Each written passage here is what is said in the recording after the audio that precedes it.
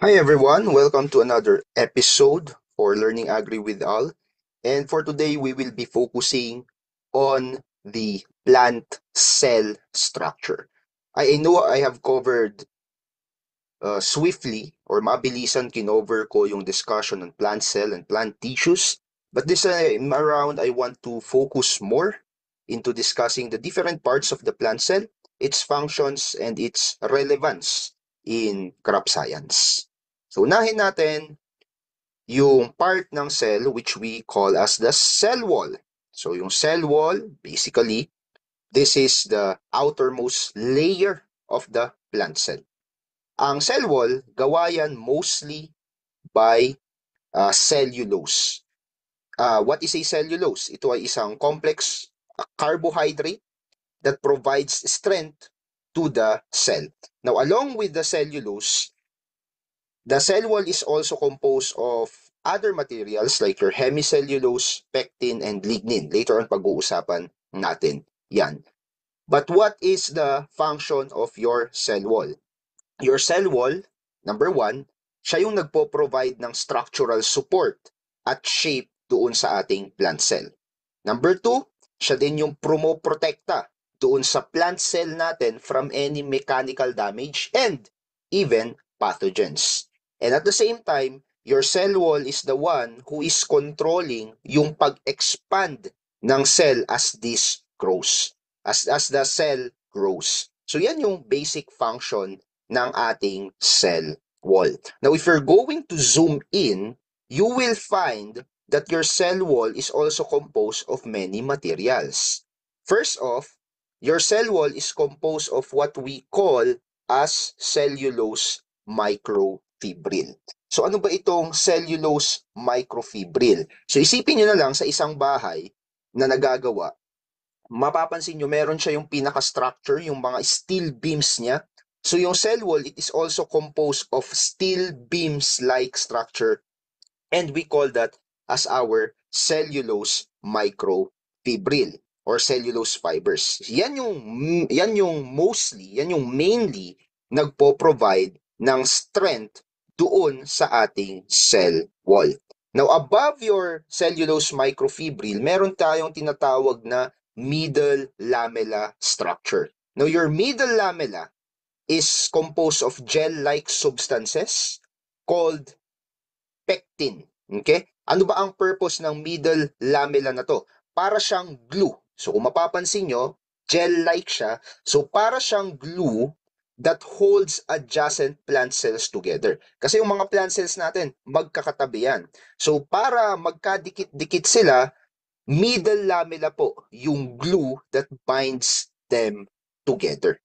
And as I have told you earlier, your middle lamella is composed of pectin. Ito ay isang carbohydrate that helps in cell adhesion. Kung bakit nagkakadikit-dikit yung ating mga plant cell, it is because of pectin. Yan yung pinaka-adhesion, yan yung pinaka-glue, pinaka-mighty band, kumbaga, ng ating cell wall.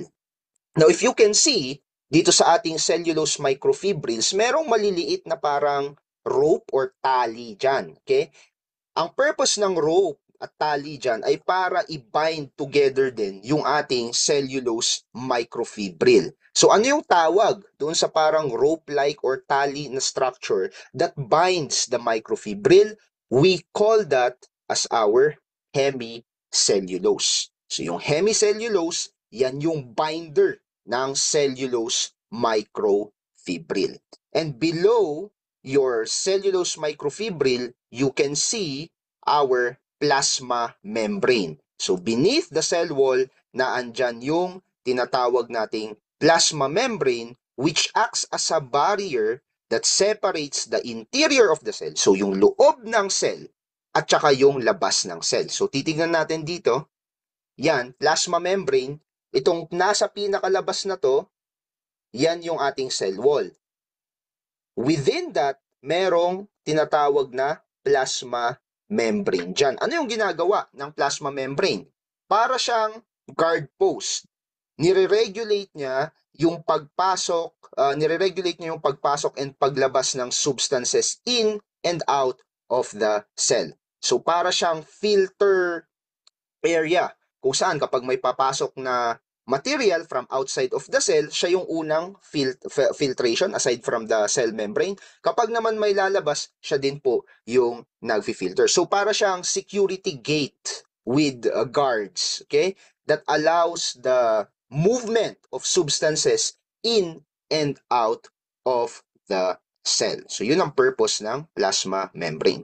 Now, within your cell, mapapansin natin, meron siyang pinakatubig. This one, the light green colored one. And itong pinakatubig na to, it's a gel-like substance basically. Ang tawag po naman dyan, cytoplasm. Okay? Now, itong cytoplasm na to, this is mainly composed of water, salts, and organic molecules. And ano yung pinaka-function ng ating cytoplasm? Sa cytoplasm, dyan po nakasuspend, dyan lumulutang, dyan nagmo-move yung mga different organelles na nasa loob ng ating plant cell. Yun yung pinaka-purpose ng cytoplasm. Another important part of your plant cell is what we call as plastids. So what are plastids? They are double membrane organelles responsible for various synthesis and storage functions. Meron sa plant cell, meron tayong three major types of plastids. Unang-una dyan, of course, yung chloroplast. Now, we know that the chloroplast is the plastid that is responsible to perform photosynthesis. Yan yung purpose ng chloroplast. Another type of plastid is what we call as our chromoplast. And ano yung function ng chromoplast? It stores pigments, so different color pigments. Kaya mayroong kulay yung mga bulaklak, yung mga prutas, kaya bright yung color nila at hindi green, it's all because of the chromoplast. So ang tanong, bakit kailangan na bright ang flower? Bakit kailangan na bright ang fruits? Well, the purpose is to attract pollinators or to attract agents that would be responsible for the dispersal of seeds. Kaya makulay yan para mag-attract siya ng mga ibon, ng mga bubuyog, primarily for pollination purposes, so for reproduction purposes, and at the same time para ma-disperse yung seed at lahi ng ating halaman. Another type of plastid is what we call as amyloplast. And ang amyloplast naman, ito yung plastid that stores starch that is often found in roots and tubers. So particularly, makikita mo ang amyloplast sa patatas at saka sa sweet potato. Kasi ang pinaka-purpose niya ay mag-store ng mga starch. So kapag starchy yung mga ating mahalaman, like yung mga tuber crops natin, mga root crops natin, ang responsible po na plastid doon is yung ating amyloplast. Now, let's focus on the chloroplast kasi yan naman yung pinakamahalagang plastid ng ating halaman. Ang chloroplast natin are green double membraned organelles. Then they are responsible for photosynthesis. Wag niyong kakalimutan yan. Ang chloroplast ay mayroong pigment. Ano yung tawag doon sa pigment niya? Ang tawag sa pigment ng chloroplast is the chlorophyll. And this is a green pigment na nakikita sa dahon ng halaman kung bakit green ang dahon ng halaman. And ano ang purpose ng chlorophyll natin?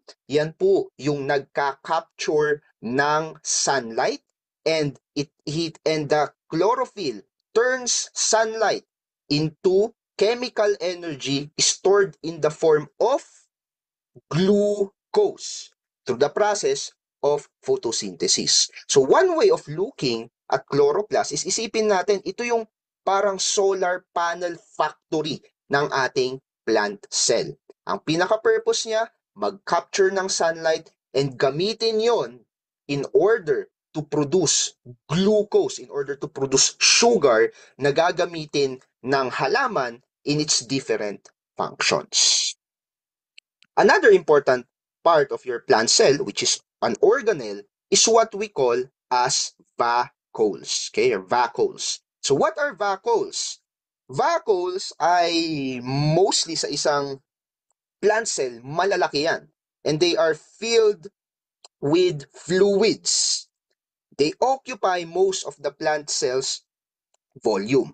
Now, kung mapapansin nyo, yung vacuoles nyo, meron din siyang parang cell wall dito. Okay, meron siyang parang membrane. Ang tawag doon sa membrane ng ating vacuole, yung protection niya. Kumbaga, ang tawag natin doon, tonoplast. Tonoplast. Okay? And ano yung purpose ng tonoplast? Well, the tonoplast, as like any other wall, it surrounds the vacuole, making the vacuole semi-permeable. Ibig sabihin, yung pagpasok and paglabas ng mga different substances doon sa vacuole and into the cytoplasm, yung tonoplast po, yung gatekeeper dyan. What is the function of the vacuole? Number one na function ng vacuole natin is the storage of water, nutrients, and waste products. Number two, it also maintains yung turgor pressure ng halaman. Kaya ang halaman natin ay rigid and upright. It is because of the vacuoles. And it isolates harmful substances and also contributes to what we call as cellular homeostasis. Yan ang pinaka-purpose ng ating vacuoles. Yung pinaka-main siguro na part ng ating plant cell would be our nucleus. And why? Bakit ko nasabing ito yung main part?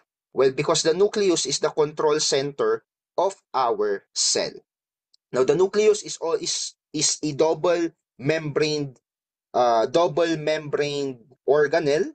So it is also covered with an envelope. So mapapansin nyo, meron din siyang parang pinaka-wall kasi nire-regulate din niya yung pagpasok and paglabas ng iba't ibang mga substances and yung DNA instruction from this one, what we call as the nucleolus. Ano ang function ng nucleus? It stores genetic material. So yung usapin ng mga DNA, kung ano ba yung dapat gawin ng mga different cells on how they should function, it is the nucleus who decides on that.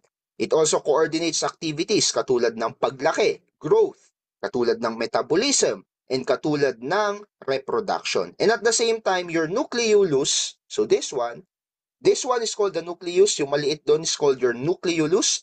This one produces ribosomes. And yung ribosomes na yan ay malaki. Ang gamit niya in relation to synthesis of proteins. We also have, isa siguro sa pinakasikat na organelle, is yung ating mitochondria na tinaguri ang powerhouse of the cell. So bakit siya tinaguri ang powerhouse of the cell? Kasi ang iyong mitochondria, ang pinaka-basic na function niya is to generate ATP, which is a form of energy through cellular respiration. So kung bakit may lakas ang halaman na lumaki, lumago at mag-reproduce dahil yan sa ATP. Kapag after photosynthesis, maalala nyo, after photosynthesis, nagpo-produce tayo ng glucose. Yung glucose na yun, hindi pa yun energy. Kailangan pang i-convert yun ni mitochondria into a form of ATP and yung energy na maririnis, yun yung ginagamit ng halaman sa different function niya para siya ay lumaki, para siya ay mag-reproduce. So yun ang purpose ng mitochondria. Another important organelle would be our endoplasmic reticulum. Ang endoplasmic reticulum is a network of membranous tubules and sacs na ang pinaka-purpose niyan ay to synthesize protein and to synthesize lipids or fat. Kaya ang endoplasmic reticulum may dalawang klase po yan. Okay? Kapag yung endoplasmic reticulum mo ay may ribosomes, may ribosomes na nakapaligid, ang tawag mo dyan, rough endoplasmic reticulum. And ang purpose ng rough endoplasmic reticulum ay synthesis ng protein. Okay? Kapag walang ribosomes na nakapaligid, so hindi siya rough, nagiging smooth siya. So we call that as smooth endoplasmic reticulum. And this one, the smooth endoplasmic reticulum, is responsible naman na para sa pag-synthesize ng lipid or fat. Another important organelle would be your Golgi complex. So your Golgi complex is an organelle that is responsible for modifying, sorting, and packaging of proteins and lipids. So yun yung pinaka-function niya. It processes and packages molecules for secretion or use within the cell. It also produces, your Golgi complex also produces cell wall materials. Siya yung nagpo-produce ng cell wall materials like pectin na nagpapatibay sa cell wall ng ating halaman. Yan yung purpose ng Golgi complex.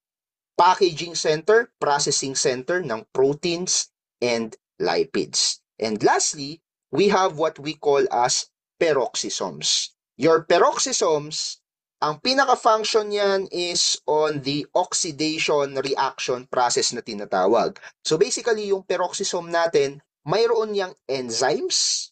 Tapos yung enzymes na yon, they use oxygen para i-break down yung mga harmful molecules and convert them into safer substances. So kind of think of the peroxisome as the detox center of the factory. Siya yung responsible para yung mga harmful substances, harmful byproducts katulad ng hydrogen peroxide, binibreakdown niya yan through the use of oxygen para maging safe substances. So yan yung peroxisome. Kumbaga kapag nakakita siya ng isang molecule na nakakasama sa halaman, ginagamit niya yung oxygen, so kaya nga oxidation process, para i-breakdown yung molecule na yun and transform the toxic substance into a safer substance na magagamit ng halaman. So these are all the major part of our plant cell.